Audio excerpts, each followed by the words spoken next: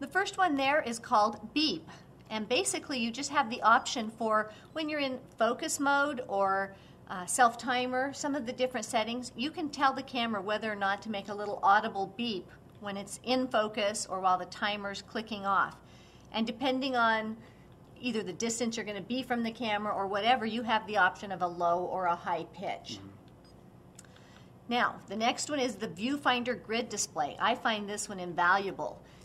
When you're looking through the viewfinder normally, you've got a fairly clear matte screen other than the focusing points.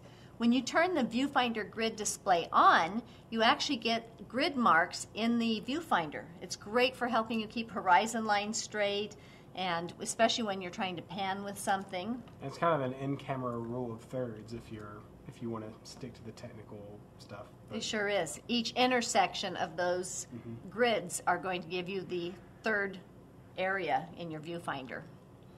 Now we've got screen tips. That's another really great setting because I don't expect you to remember all this stuff when you're out in the field. It's one thing if you can go back and watch these videos over and over, but you're out in the field and you're into one of the menus and you say, well, shoot, now I can't remember what Laurie told me about that particular menu setting. When you have that on, anytime you're anywhere in the menu and you see the little question mark down in the lower left-hand corner, all you have to do is reach up and depress the button that has the lock on it, the one right there next to the question mark.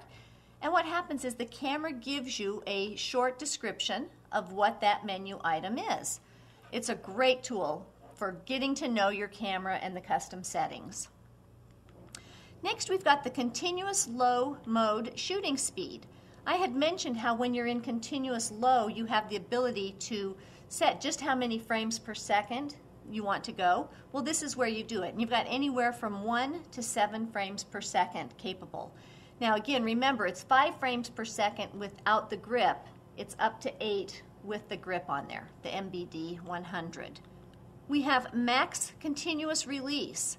If you're shooting a sequence of shots and you want to get as many as possible, you can set that for up to 100 shots. There may be a time where you want just a sequence of 5 shots or 15 shots.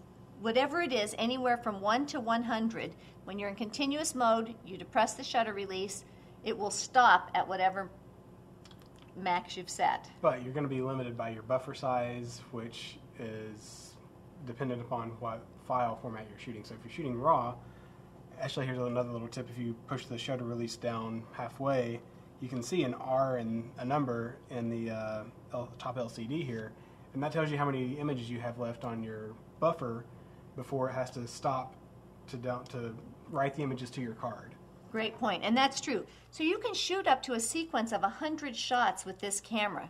Now, that's really dependent on the quality setting that you're in. In RAW, for example, you've actually got a buffer limit of 17 frames. So you can shoot 17 frames before the camera actually has to stop and pause for a minute to catch up processing those images. They call it a buffer.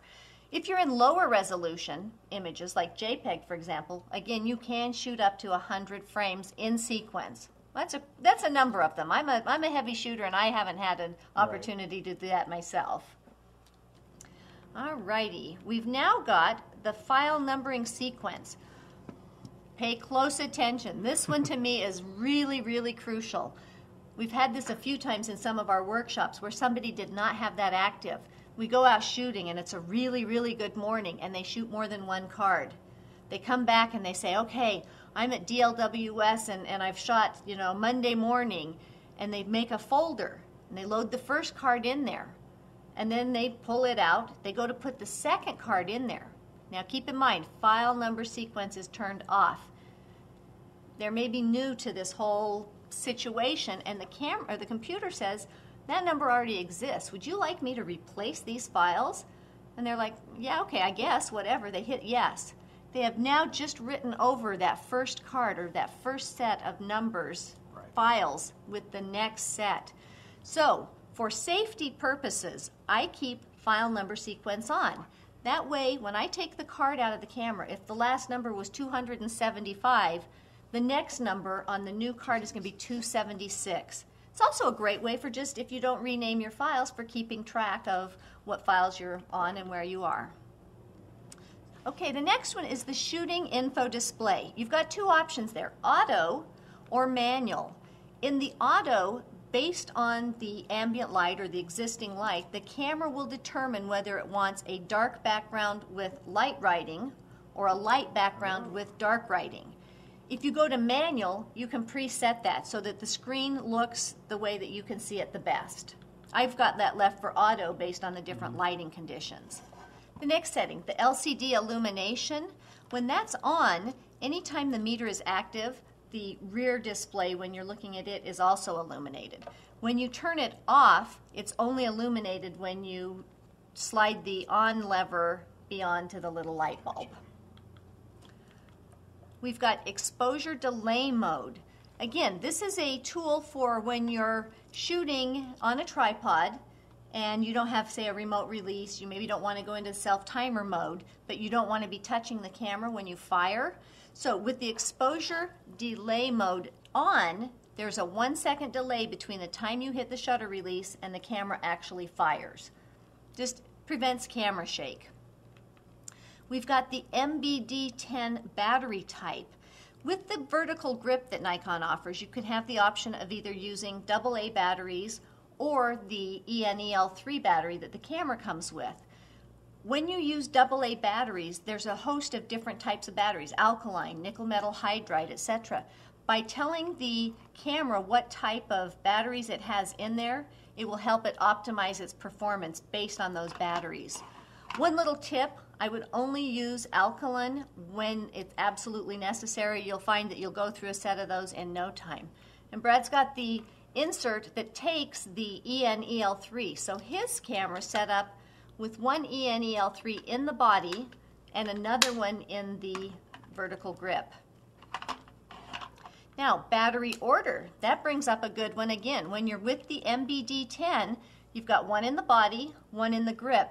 You can tell the camera which battery power to draw off of first.